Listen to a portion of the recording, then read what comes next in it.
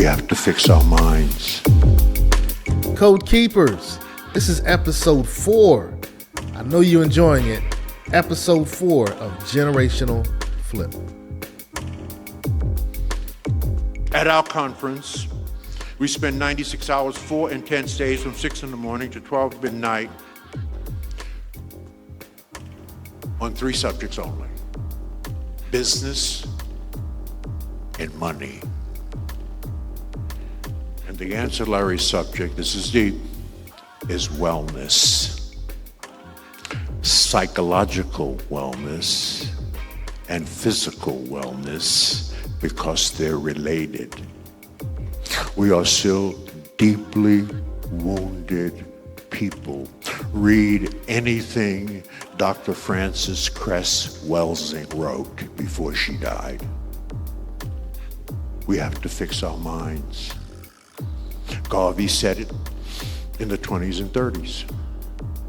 It was true then, and it is true today.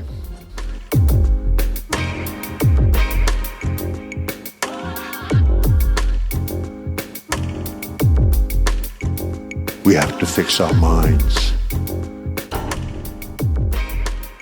And he said, Angel, it takes the same amount of time to make $1 million as it does 100 million, as it does 1 billion. So why not focus on the billions? All right, so you watched episode 1 twice. Yep. What were your thoughts? The young lady who was like, hey, it takes the same amount of time to make $100,000 as it takes to make $1 billion. Mm-hmm. That's goofy. Okay, you're right. It ain't for everybody. Seriously. There will be some that say, I can't do it. Absolutely, you can't. Not with that attitude. That's what my daughter said. Not with that attitude, you can't. Move next. It's going. Code Keepers, hey, this is season 2 of Generational Flip. This season, we're dealing with mental health and wealth. We're calling it Mental Wealth. You like that, right? Mental Wealth, season 2, Generational Flip. Let's go. So in order for us to have generational wealth, we must have mental wealth first. For our reality has zero to do with what we see, but all to do with what we believe. And there's many of us that believe that we're not going to amount to anything because that's what we heard. There's many of us that feel like that we're not valuable enough for us to even reach the plethora of being a millionaire, a billionaire, because we were told that we wasn't good enough. And the reason being is because we have different things that we've experienced in our lives that we carry with us every single day. And no matter how much we do to get over that hurdle, we sometimes don't hear that apology from the person that may have hurt us, that may have harmed us, or we cannot go back and change a circumstance that we experienced. And right now, there's some of you that might be listening to this also that feels like all hell is breaking loose. But I'm here to tell you, in order for new construction to happen, demolition has to happen first. So when there's things that are falling apart, look at it as a clearing of your plate. For you are not alone, you are not by yourself. And in order to do better, you got to believe that you can get there. Les Brown says it this way: you don't have to be great to get started, but you do have to get started to be great.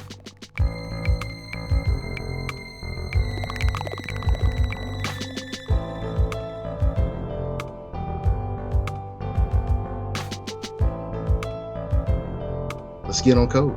Hey, today I have one of my mentors of such, one of my peers in another such, and just a good brother, Brother Larry Pendleton. So you understand how wealth is built. Yes. How is wealth built? It's all about getting income producing assets. Like first and foremost, your greatest asset is your mind.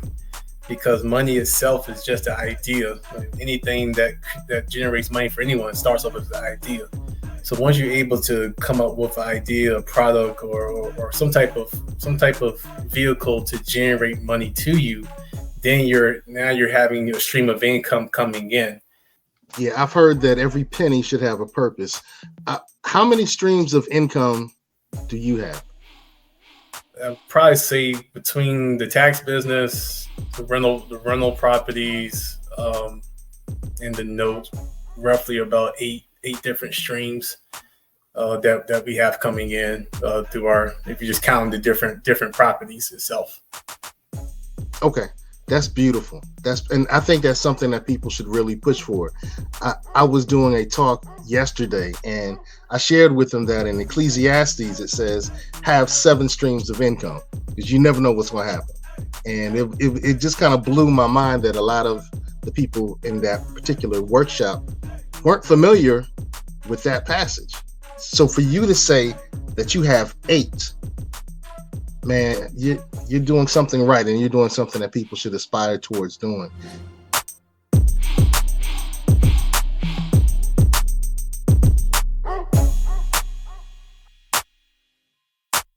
Check this out. Gratitude expressed on a consistent basis creates an immune system chemical called immunoglobulin A, which is like your body's natural flu shot.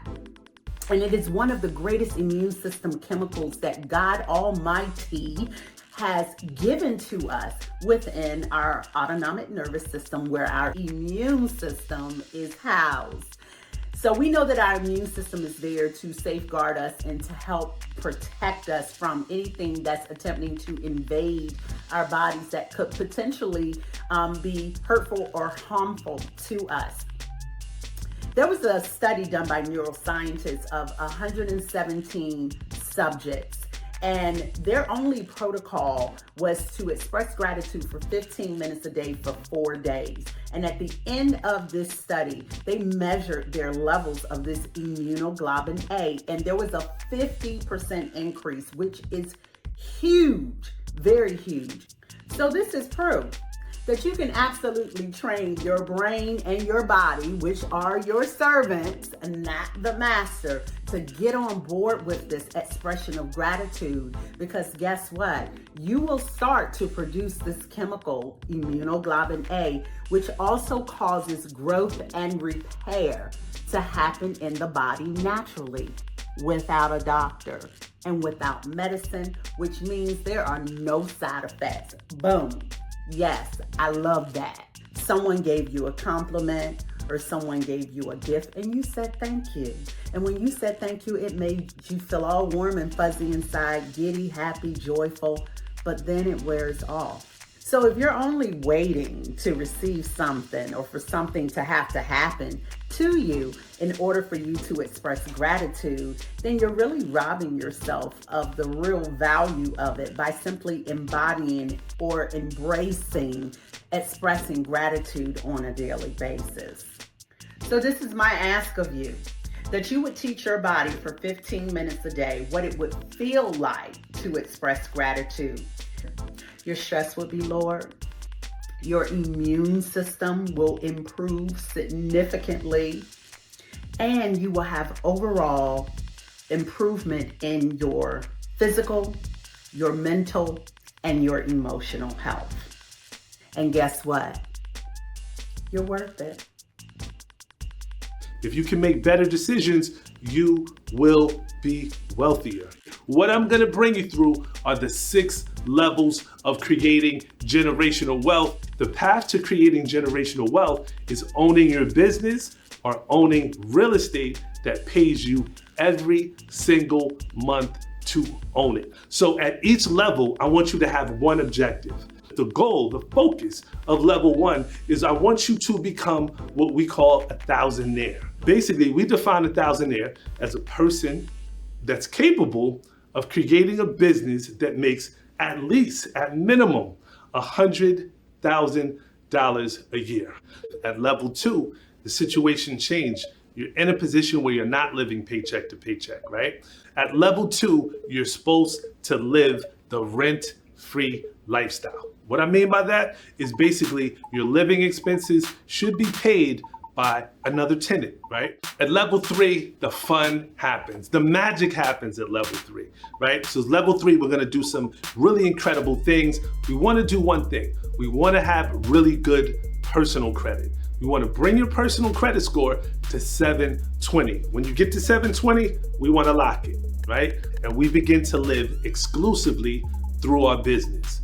Yes, that means you will have to set up an LLC, S Corp, C Corp, whatever. It's just a separate legal entity. It can be an LLP, it could be a nonprofit even. Everything you do should be a tax write-off. At level 4, what I'm talking about is I want you to go out and get $1 million of good debt, buying assets that pay you to own them through your business. That is the safe way to do it. At level 5, something incredible happens. You've gone from a thousandaire to a millionaire. And that's what we do, right? At level 5, you actually become a millionaire, right? Because that's the point in which the assets you own should actually, minus the liabilities, mortgages and everything, minus those, should actually equate to at least $1 million, which technically makes you a millionaire. The goal of level 6, the objective is put your family in a position where you can pass wealth on. We must set up structures that allow us to pass wealth on. My name is A. Donahue Baker. Thank you so much for being a part of this journey. You know what I mean? Like, hey. All right. Well, did the leaders in your family teach or guide the members of your family how to become wealthy and how to maintain wealth?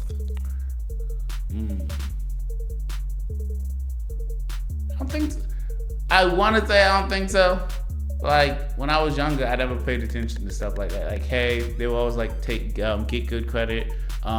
They helped us maintain or like buy stuff. They helped us appreciate the value of building and saving your own, and like, hey, make sure you put stuff aside. So yeah, we did have that solid foundation, but it's up to the individuals to listen to that. It sounds to me like you were taught to work hard and save. Yeah. But no explicit direction on building wealth. That's fair. I think that's a fair way to put it, yeah. But let's just say we woke up tomorrow and everything was on a level playing field. We still would have a problem because the Bible says this, we perish for the lack of knowledge.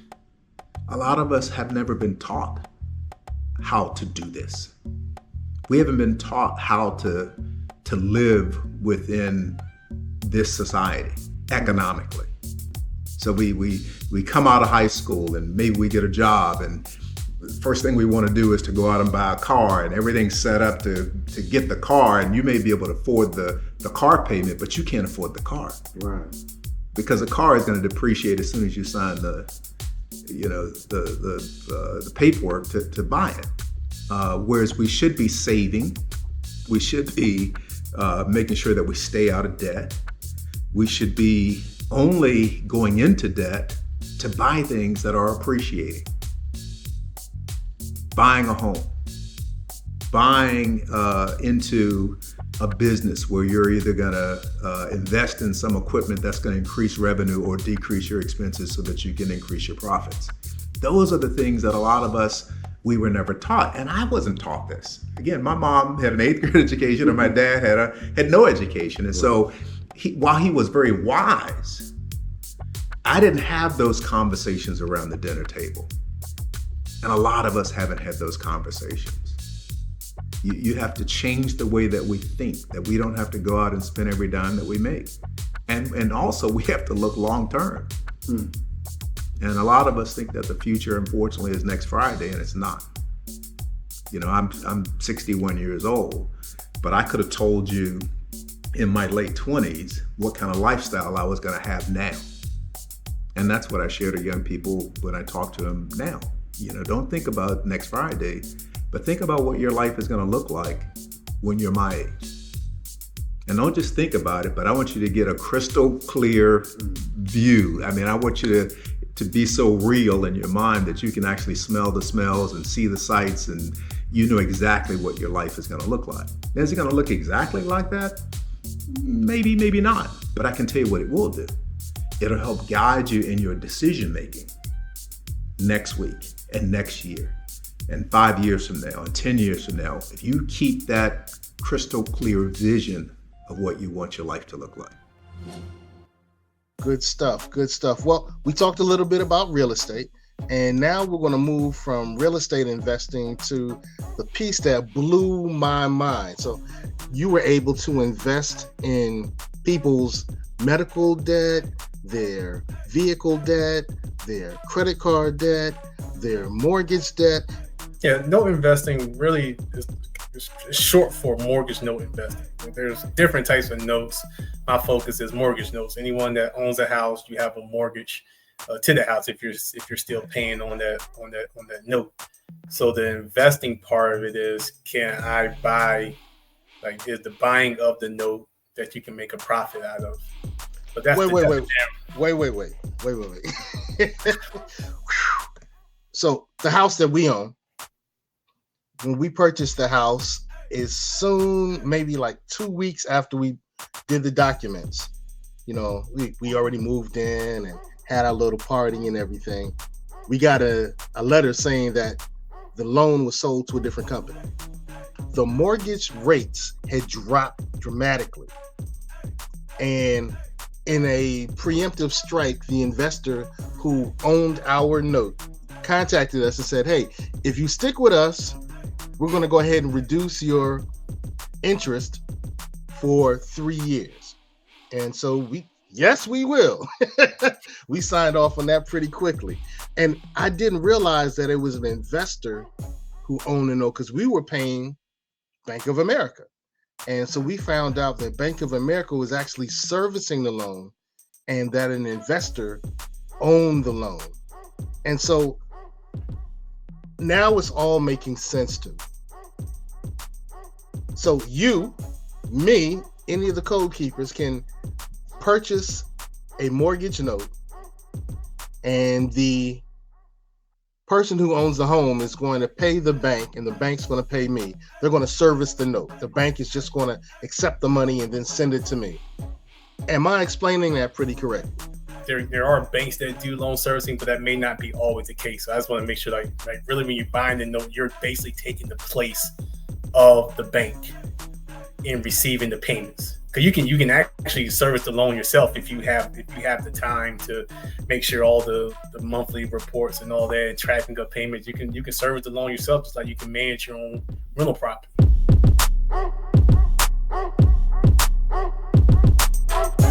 I don't know if my mother felt it, but I had a conversation with her about 2 weeks ago. So, this is a true story. My mother came to me and said, hey, I have an idea. And pitched my company to me. Okay.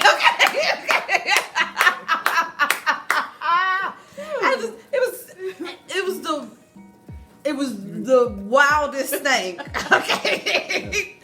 And I'm sitting there and I'm trying to be respectful and I'm trying not to cut her off. And so I'm letting her go, and she's naming all the features and all the details and everything we done created. And I was like, I said, well, Mom, let me tell you what I'm doing. And she said, yeah, because remember this and let me do this. And I said, And it occurred to me in that moment that I had been listening. And all of the different ideas and things that she had over the years, I had been listening. And I put them all together in this app for Credit Rich, to the point where they were still on her heart so much that she came back and then pitched me what she felt like it should look like. And I was like, well, guess what? I've already built it. And so then she was able to tell me this whole other layer in payments that I wasn't even familiar with, that involves insurance payments. Okay. She gave me the ability to dream ridiculously, where no idea or vision is too large, as long as you are able to outline the steps to get it done. So it's not a matter of if you can do it, it's how.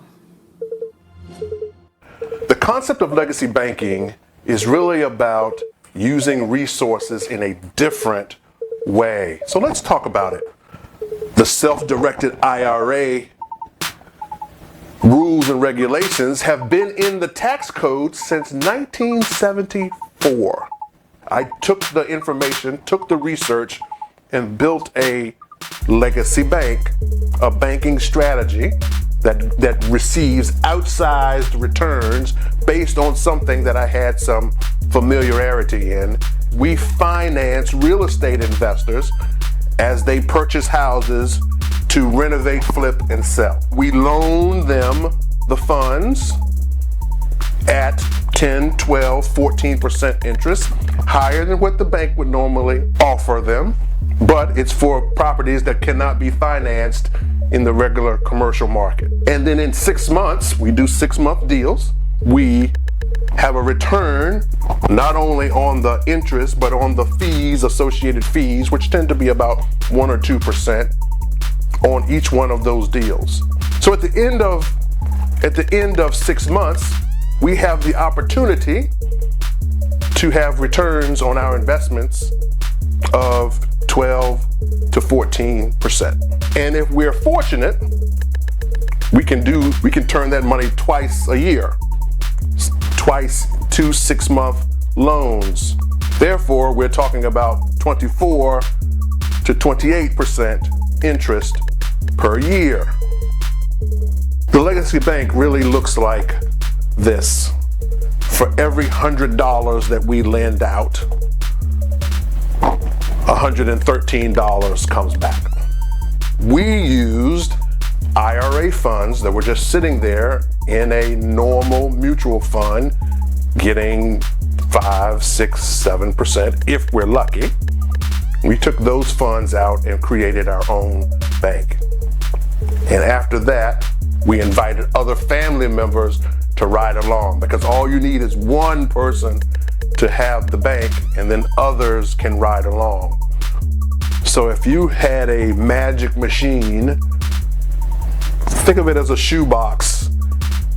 And if you could put $100 in the shoebox, close the lid for 6 months, and when you come back, there's $113 in there. How many times would you put $100 in? I would argue as many times as you could get your hands on $100. So that's what we've done. We tell our family members, and we've said, how many $100 do you have access to? And we go to market together.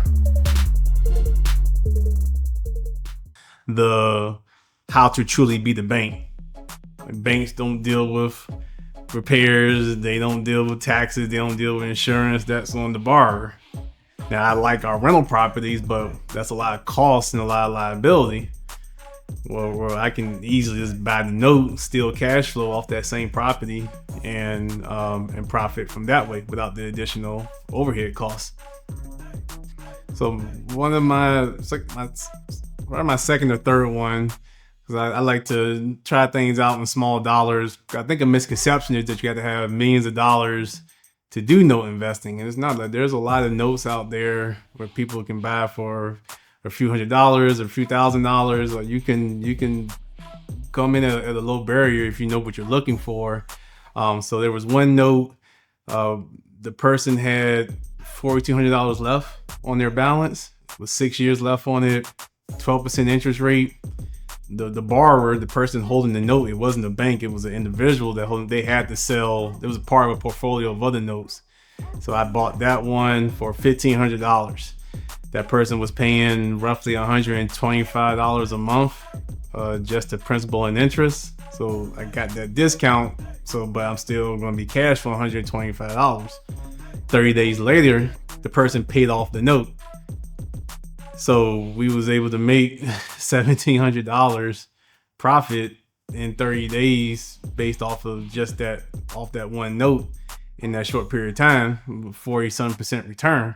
Now, if they would have kept paying out their whole 6-year period, it would have been 170% return, something crazy over that 6-year period. Because what you realize that how the amortization scales works, all the interest is paid up front. So now, like, that's all somewhat paid. I got it at a discount because most of the interest is paid up already. So like, I know I'm making my money off of this discount. And people say in real estate, you're making money when you first buy the deal up front. So did the due diligence. Person was current, and they're like, yeah, they came over, like, I guess a huge payday at work. Decided to pay it off. Okay, cool. Nice 40% return in 30 days, and we basically took that money and reinvested in buying some others as well along the way. We have to fix our minds. People look at it as a solid structure, but people don't look at it as, how was that brick wall created? Brick, mortar, piece by piece. And if people started looking at the brick wall as these are just pieces that I need to take out or untangle, then my $1 million or my salvation number, whatever you think is, might be 2 million, 3 million, might be 100 grand. Doesn't matter what your number is. It doesn't matter whatever you're chasing. It's behind that wall. So if you start looking at it as not a solid structure, but just a collection of things that need to be disentangled, then eventually that wall doesn't look so scary. You can knock that over. If a 1 foot wall doesn't look scary, I'm stepping over that. Right. A 2 foot wall still doesn't look that scary. I'm probably stepping over that. 3 foot wall, maybe I need a little bit of a running start. 4 foot wall, you're starting thinking, okay, maybe I jump. 5, whoa. 6, how am I gonna get over that, right? Or things.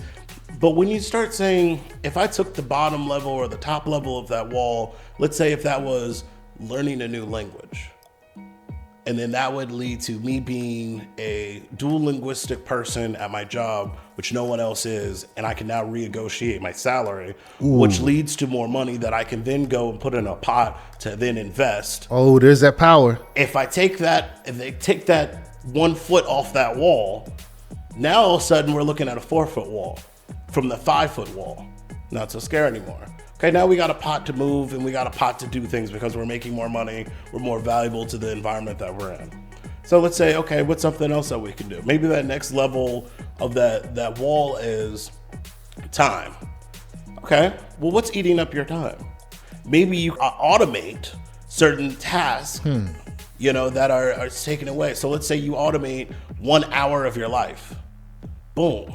Now, what can you do with that hour back? So now you're looking at a 3 foot wall with more money and more time.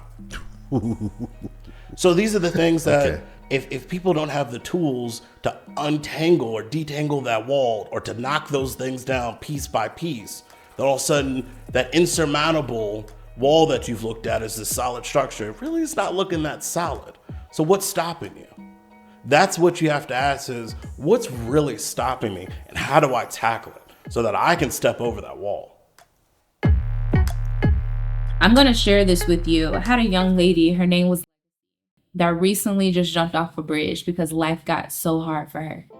And as I was speaking to her family at her funeral, the one thing that I told them was, in order for us to keep her legacy going, in order for us to allow for her voice to continue to live on, it is my purpose each and every day to talk to somebody like you to say, it's not worth it. It's not worth it to give up because there's other people on the other side that need you to be here. It's not worth it because there's something that you were born with that only you can do. There is an antidote to somebody's cancer that only you carry, whether that's your personality and your sense of humor. And I know all of this may sound like, okay, I heard all of this before. What does she mean by that? What I'm telling you is your life is worth you saying, I am not okay. It is okay to not be okay, but it's not okay to stay there. And my hope is that as I'm speaking to you from someone who is a survivor, but also someone who have survived other people making that decision that I have to live with every day of my life, I don't want to live with you being that person that make that decision too. Because there's somebody that genuinely care about you.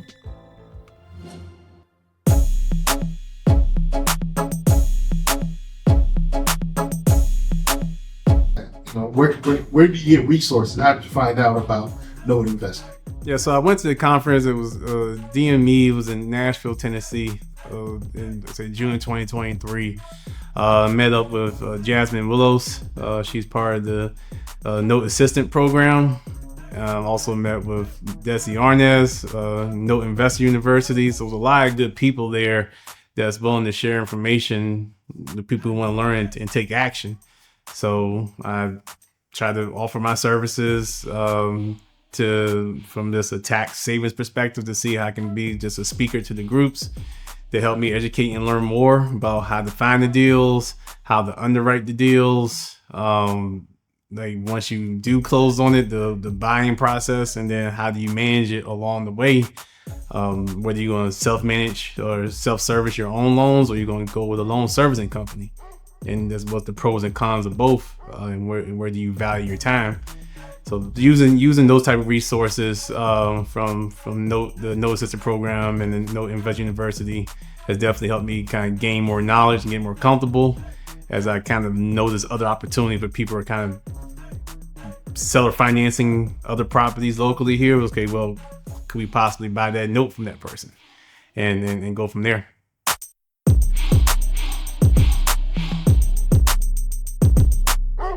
The big thing is you got to want more. You got to have accountability around you. Don't sit around people that are fine with their situation. You got to have people that they want more as well. Because you're going to run into people that are going to tell you, why can't you just be satisfied? And that's the Scarface thing. You be happy. Like in the movie.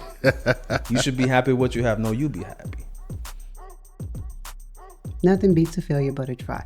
So I think what happens, people are too hard on themselves. They set out to do something. It doesn't happen. Then it's like this woe is me. Well, yesterday is history. Today is the present. Living today. So you do what you can. You do what you can. So if you got self-talk, change the talk. Journal. Write. I got all kind of affirmations on my mirror. I am loved. I am deserving. I am well. Physiologically, we do real good when we take deep breaths. It does something. It releases cortisol in our brain. So sometimes when we get scared, fight or flight thing goes off in here. In order to calm it, you just breathe. Just breathe. So Martin Lawrence had it right on Bad Boys. Woosah. You gotta learn to woosah. And then you gotta be able to laugh. Life is too freaking short to be taken so serious. Just laugh. Dance, do some movement, get some energy going. So there are some simple things we can do. But we can always sit around and talk about what we can't do. And you're right, you can't. So you do what you can. You do what you can. And you hang out with folks that say that you can. If you hang out with folks, so listen to who's in your ear. So if you hang out with a lot of negative people telling you what you can't do, they may not be the people you want to hang out with. And sometimes you can't share your dreams with everybody because you can share your dreams and people are dream killers. Oh man, you gonna do that? You know that stuff don't work. Okay. Go find somebody that supports your dreams. Or keep your dreams to yourself. Keep your dreams to yourself, but journal. So yeah. But yeah, I had to detox myself. I call it I had to change my financial blueprint. I had to change the way I thought about a lot of stuff. But a big one was money. I had to change the way I thought about money. And that was probably the hardest. It's a lot of times we'll print something out, right? Because what you have in you is what you're gonna get out. You'll print it out, you'll see a mistake. You'll go erase it, change it with pen and ink, right? But then you go back to the computer and print it out again. You didn't change it in the mainframe. I had to change it in my mainframe. That was probably the toughest thing I had to go through. I've been through a divorce too. That sucked because I hate losing. I saw it as a failure. We talked about this before, right? I saw it as a failure. Now I'm with him 100%, and I live my life in a way that everything is, first rule of leadership, everything's my fault. First rule of leadership, everything's my fault. And I like it that way. I was taught and I learned that anytime you blame, complain, or justify, you are now a slave to whatever you just said to. And too many people died for me to be free, for me to give up my freedom to something else. So I just take ownership in everything. So I even take ownership in my failed marriage. Could I give you a list of stuff she did wrong? Yeah. That ain't none of your business. That's between me and her. And I'm just gonna take ownership in it. And I notice every time I take ownership in something, I'm free. It took me 3 years after that divorce though. 3 years after that, and I was already remarried. I called my ex and apologized for everything and took total ownership. And I've been free ever since. I don't know about her, but I've been free ever since. To the point that when she got remarried, I paid for part of her wedding. That's generous.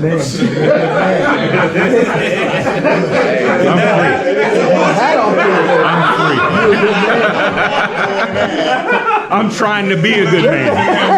Hey, man. All right, you mentioned earlier mortgage debt, credit card debt, medical debt, car debt. Let's go through those four. Give me a description of investing in credit card debt.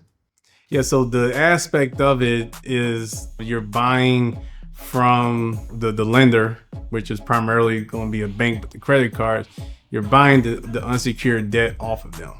But because it's not secured by anything other than a personal guarantee by the borrower, banks have to kind of offload that stuff if they feel like it's getting delinquent.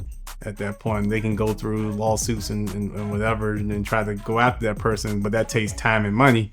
Where okay, they can offload it to someone else who may have more resources to go through it or go through that process, or they may settle with the person. And once again, they may have owed $10,000. Individual got the note for $2,000, and they just try to settle with the person for whatever that's going to get the return that they're looking for. So there's a lot of intricacies in the weeds and legal stuff that has to be, you make sure you work with a good attorney that understands it. Because that's been a tough part for me, is just finding like a consistent attorney, because there's not too many across the country that understands this part of investing, and you can get into some trouble if you're harassing people for payment and whatnot. So you will make sure you're in compliance there. But that's the general premise, is that you're getting at a deep discount, and possibly you settle or possibly you go after the person, but you know that there's going to be a profit that you make on the back end because there's no payments happen, almost like as if you're flipping a property, like flipping a house. There's no money being made in the construction until you actually sell, and that's where you kind of get into delinquent credit card debt situations there.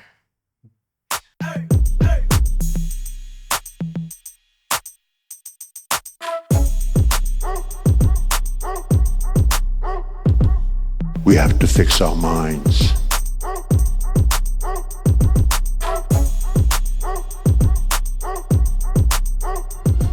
Doing the research, I learned you began your first business at 19, on credit, no experience, without a business plan. How did that work out? Hot mess. And so what's funny is, if I would have started the business today the same way that I did back then, it definitely would have flopped, because times are just way different. However, during that journey, I learned. So what I talked to you about is not theory. So I went from nothing to building $1 million company, to losing it all, and then to building it again. So I found the strategies and the frameworks that actually work. So I'm not talking about what I, think, or a book that I read, but it's actually the practical application for me as well as for my clients. So it was the best experience for me, because I got my grit. I remember we had a record label. We had billboards all over Atlanta. We were at the Grammys. We met Beyonce. We did tours. I had a website development company, and we had, my family had a construction real estate company. We had an online designer. So when I tell you I was I was like, listen, I'm going to figure this business thing out. I am going to figure out where my, lane is. So I was a serial entrepreneur probably for about 10 years. And then, I started saying, okay, this is my niche. I am a trainer. I am a coach. I transfer knowledge. And so then I started, honing into that skill. So sometimes you may do things that you don't like, you're not good at, it's not the right fit, but it kind of bumps you into the lane. You just need to get started. And then I always say it's much easier to fly a plane that's already in the air than getting it off the ground.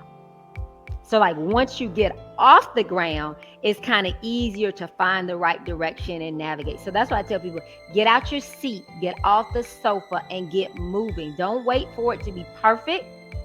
Do your research, come up with a strategy, and then launch it. and then modify along the way. Get feedback, be open to hearing feedback, and then change it and modify. But don't just stay stuck and you're waiting on the perfect time, because there is no perfect time, or the perfect time is now. It's absolutely now.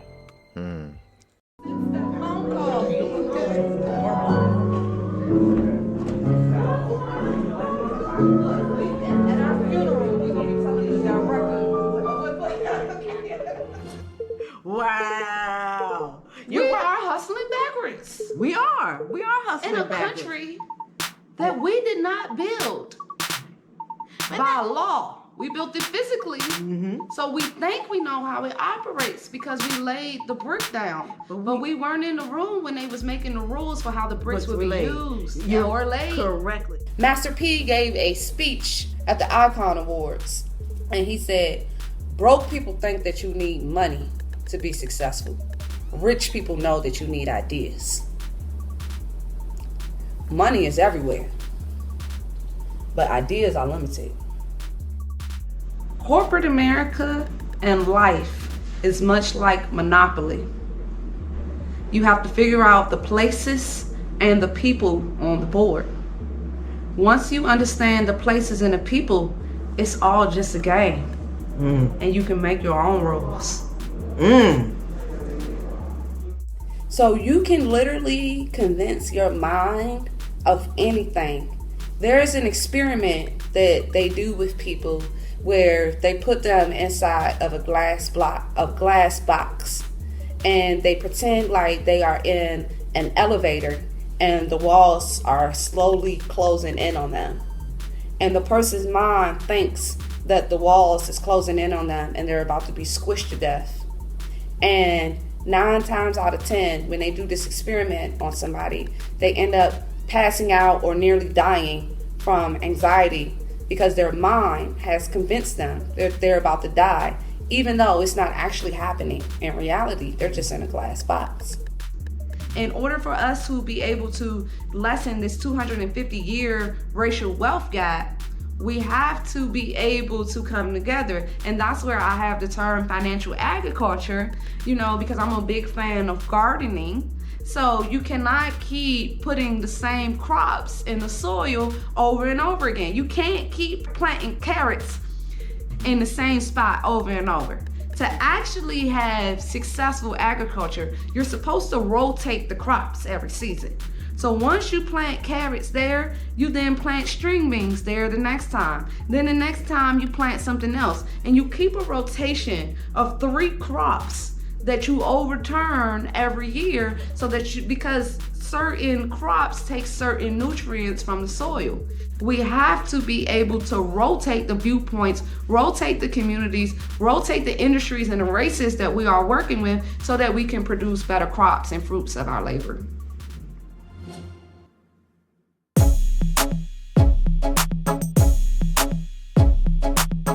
Tell us about the first note you purchased. The first note was actually it was a partial note that I didn't even realize that people can sell off parts of their note. So it was one lady in Seattle. She had a note up there. She sold me 12 months, and she had about I forgot, like 7 years left on it. But she gave me a chance to learn.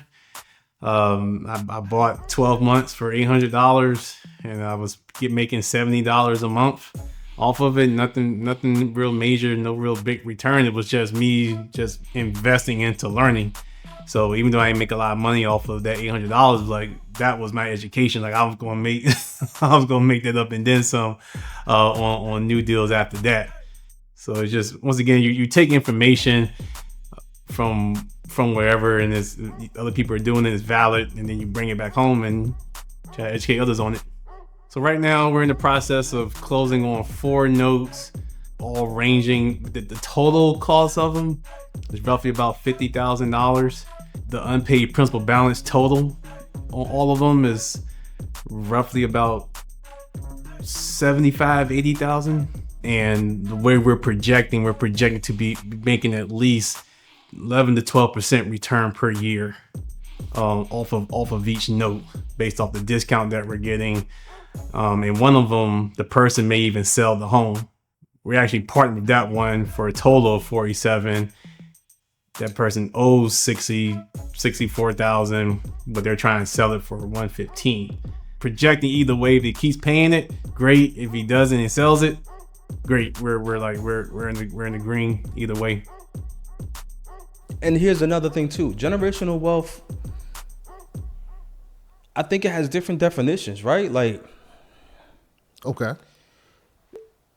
A lot of times, it depends on your goals. I don't think that the millionaire lifestyle is not for everyone, and you don't have to be a millionaire to be happy and to be fulfilled and to live this whole life feeling full and to have each generation feel full and your kids be great.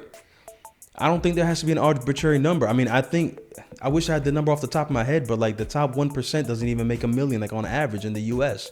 It was something like 200,000 or something like that. Like, we have a lot of times social media wise and just this vague idea, arbitrary, like you got to be the millionaire. This is very few people. Like, really, the people that are doing way better than you are making $200,000-$300,000. They're not making $1 million.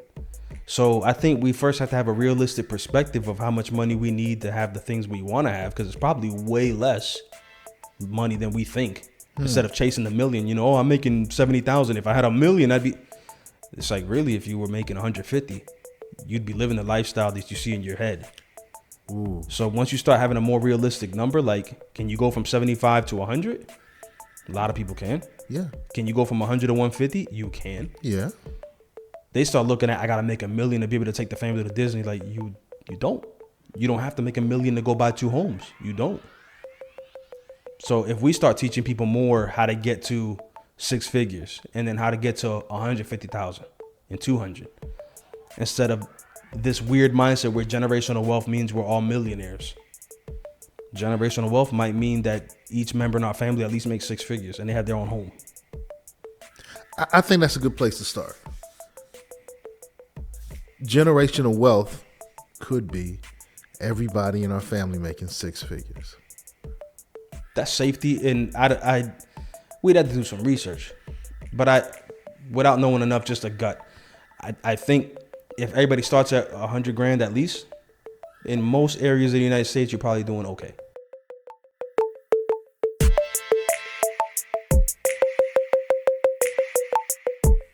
We have to fix our minds.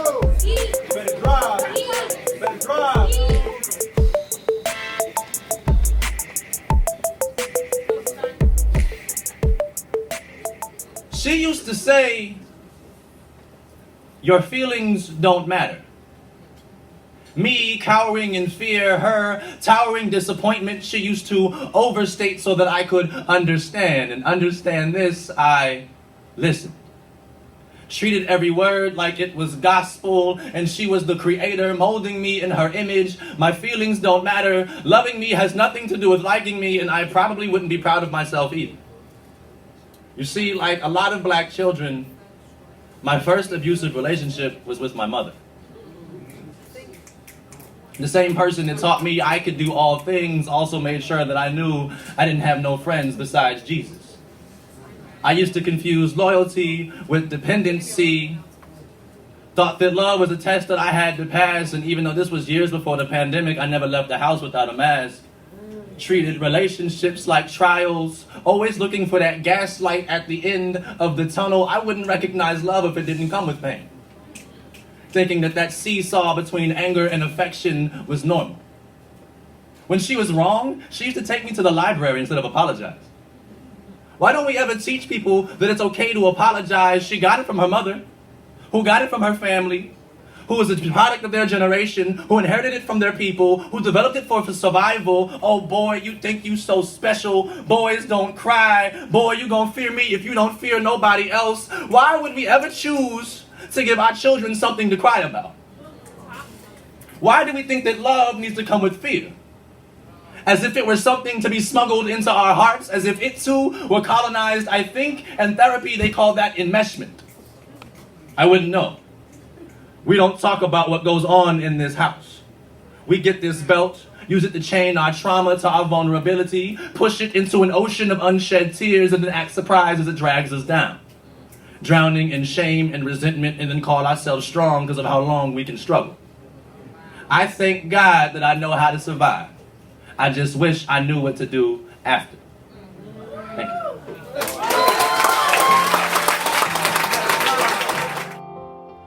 Dear survivor, you are more than enough. Your life experiences do not define who you are, but cultivate your very essence. Propose you have not ever received an apology from the person who has victimized you, hurt you, abandoned you, told you you would amount to nothing, left you hanging. In that case, I take the time to send a heartfelt apology on their behalf, because you deserve to be free from the entrapment of their egregious actions. I apologize for the years of pain you have endured due to that moment of stolen innocence, that moment you will never get back, that moment when they told you that they would never leave you, but they did.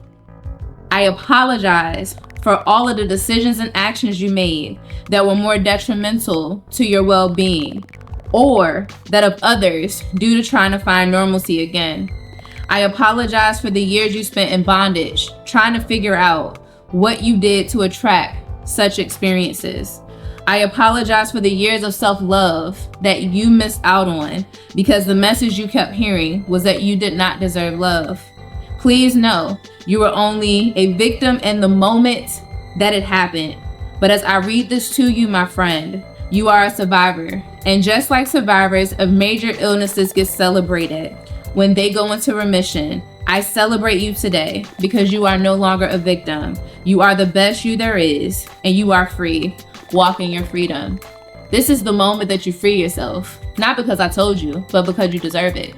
So if you've been holding yourself hostage, today is the day I let you out. If you've been telling yourself that you can't do it, today is the day I'm telling you that you can. And if somebody tells you opposite, they just a hater, because today is the day that I'm celebrating you for becoming the best you there is. Peace, love, and light.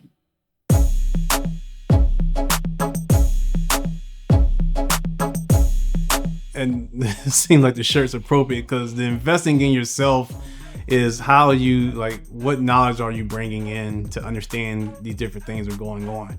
There's a lot of intricacies that you have to kind of go into to understand that stuff, and that information is not free. Like, you can probably find some stuff on Google online, but actually interacting with folks, actually putting money out there, so the more comfortable you are, the more you understand something, the more you're willing to move. I think a lot of people are hesitant to move because they don't really invest and kind of get a deep understanding of why this is a good investment versus a bad investment. And they kind of stuck in sometimes a lot of generational curses about how they feel about money. But once you have an understanding of how the money works and how the investment works, then you can start to kind of structure yourself and a team in a way to invest that works best for everybody. I'm constantly going to conferences, so that's how I invest. I do podcasts, constantly reading books, and like I don't really spend, like, I'm human and I watch TV and stuff, but majority of my time is reading, listening to different podcasts, and then at least once a quarter going to a conference and meeting people in person and exposing myself to these different type of avenues that are out there for us. Everything that I've done, I have not done by myself. I have always had a team with me. I'm all about collaborating with others. Group economics is a big piece of what I do, because everyone should be able to eat at the table. Now, people look at it from a dollar standpoint, but if everyone kind of pitches in wherever they can, and then the return on your investment is double digits, then it doesn't really matter what the dollar amount is. You got a great return on your investment. But you did it as a team, and you leverage everyone's resources, whether it's time, money, connections, whatever. So that's the main thing for me. Is like, you don't have to attack this like school, and you got to do everything by yourself. like we're allowed to work together, work with others, learn as much as we can, and build with one another as well. We have to fix our minds.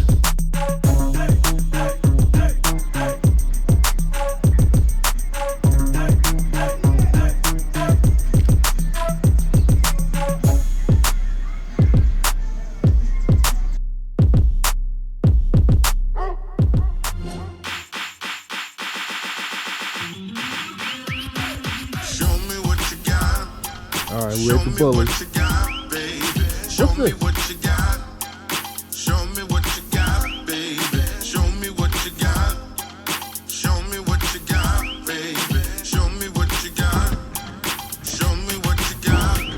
The strip down.